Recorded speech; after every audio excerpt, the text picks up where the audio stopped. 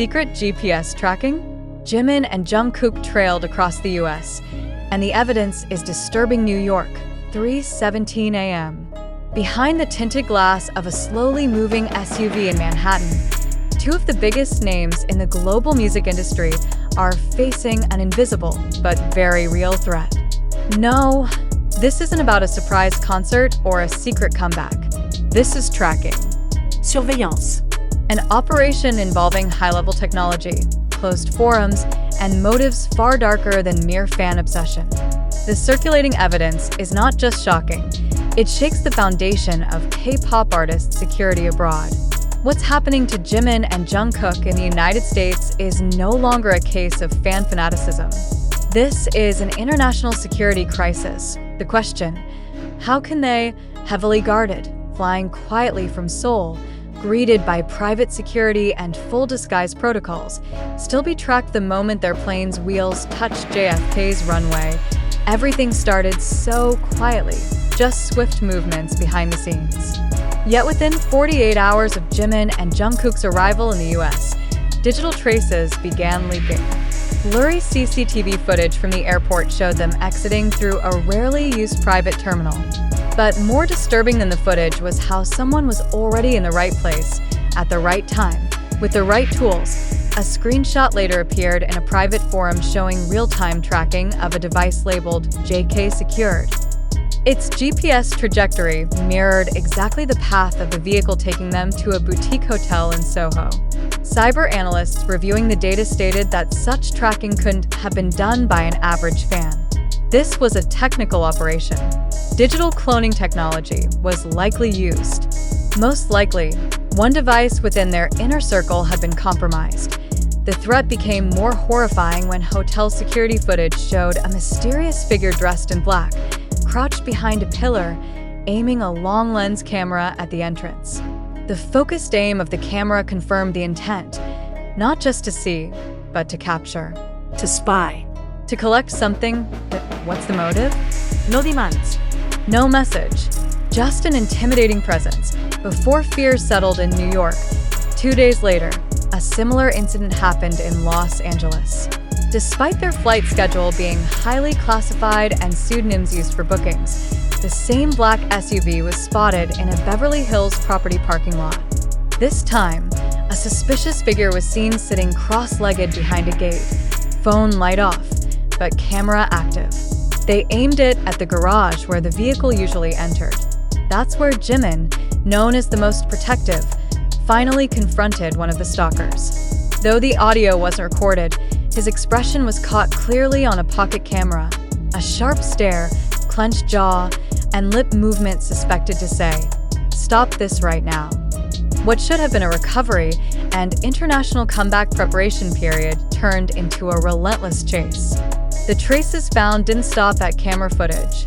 Data leaks, reports from deleted online forums, and digital signal analyses from nearby devices revealed a terrifying pattern. They were being followed, recorded, and actively monitored. Amid this chaos, legal documents were leaked to the public. They show that their US branch company officially filed for protection against an unknown stalker. This is not a standard procedure. This is a distress signal. HYB's security team was reportedly holding late-night meetings with US law firms, while office lights remained on until 3 a.m. New York time. Right now, the focus isn't only on physical safety. Emotional effects are beginning to show. Jungkook, usually energetic and smiling, hasn't been seen smiling since landing at LAX. His eyes are alert, filled with pressure. Jimin looks tired, yet keeps trying to appear calm. But the staff around them knows. This isn't ordinary exhaustion. Tension peaked when the production team of The Tonight Show with Jimmy Fallon received reports of potential surveillance on their guest stars. In a leaked internal email, one producer mentioned the need for an emergency plan for the safety of the artists and crew. The show remained scheduled, but the atmosphere turned tense. Not only due to external threats, but also the artist's worsening psychological state. Jungkook reportedly disappeared for 40 minutes from the rehearsal location.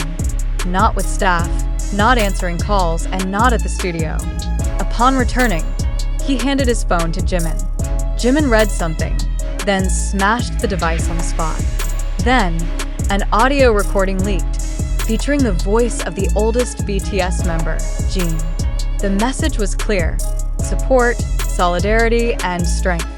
He said, "Don't let the darkness outside dim your light." In the quietest moment, something happened no one planned. Jimin and Jungkook entered the closed practice studio, picked up microphones, and began to sing. No professional cameras, no glamorous lighting, no documentary crew. Just the two of them, in a silent room, letting their voices flow as catharsis, not performance. That night, Jimmy Fallon made a critical decision. They would air that footage in full, unedited, unintroduced, unsponsored. The result? The world paused for a moment. Global empathy poured in. Digital billboards in Times Square displayed the same message all day. Come back when you're ready. We're waiting. From Seoul to Sao Paulo, fans united. Not just a fandom. This was a movement of solidarity. But everything comes back to one thing. How could this happen? Internal sources indicate possible inside involvement, either from the airport, hotel, or even a local agency handling their logistics. In the US HYB's cybersecurity team is reviewing all devices and communications used since departing Korea.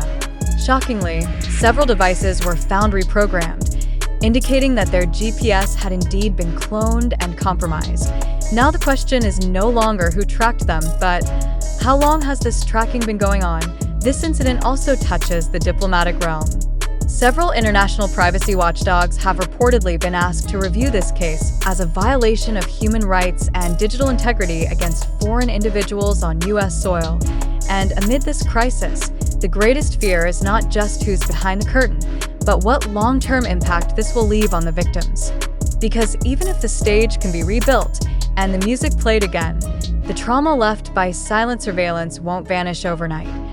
Jimin and Jungkook, long seen as strong, are now at a point where their inner resilience is being tested. Not by industry pressure, not by public expectations, but by threats that infiltrate their private spaces, in hotels, in vehicles, in studios, in their own phones. And if they, with all their power, influence, and elite protection, can still be trailed, what does that mean for other artists? What does it mean for anyone who still believes privacy can be protected in this digital age? The hunt isn't over, but the world has seen, and their voices, that night in silence, became proof that even in darkness, truth can still speak. As such sensitive and alarming information begins spreading massively across social media platforms like TikTok, Twitter, now X, and YouTube, we face a dilemma that can't be ignored. Did all this truly happen? Or is it a carefully crafted narrative designed to guide public opinion and capture global attention? The circulating evidence does seem concrete. CCTV footage, GPS tracking screenshots, and reports of suspicious activity around Jimin and Jungkook spread rapidly and caused a stir. But how much of this evidence has undergone independent verification? Who's distributing it? And why now? Is it possible that this is part of an extreme marketing strategy, cloaking a music narrative in tension and tragedy? Or are we truly witnessing a global security failure that cannot protect two of the world's most recognizable figures from real threats? We know that social media is fertile ground for all kinds of information, both factual and manipulative. In situations like this, emotion can easily override logic. Striking visuals, dramatic narratives, and easily recognizable characters make such news highly viral. But does viral mean true? Are our emotions being manipulated? Take a moment to reflect. If it's true that Jimin and Jungkook were digitally tracked using cloned or compromised GPS and internal communication systems, this is more than a celebrity harassment case. It's a serious threat to global privacy and cybersecurity. But if the opposite is true, if this story has been exaggerated without in-depth investigation, then we are trapped in a dangerous whirlwind of sensationalism. How can the public tell the difference? Let's take a concrete example. The hotel security video in Soho showing someone with a long lens crouching behind a pillar. Was that video really taken while Jimin and Jungkook were there? Or is it just an old clip repurposed to strengthen the narrative? Who uploaded it first? From what anonymous account did this story emerge? In today's fast digital world, hoaxes can easily disguise themselves as truth. Facts can be blurred by narrative. And the public, hungry for new information, often lacks the time or resources to fact-check. Moreover, we must ask, is this an isolated incident or part of a broader pattern in the entertainment industry where the line between reality and performance grows increasingly thin? When artists become subjects of empathy and also tools for viral content, do we still see them as people? Or have they been reduced to objects of endless public drama? Fans' reactions worldwide show overwhelming support. From Times Square to Seoul, solidarity appears through posters, LED boards, and night vigils. But is this solidarity built on a foundation of truth, or on fleeting emotion triggered by an unverified narrative?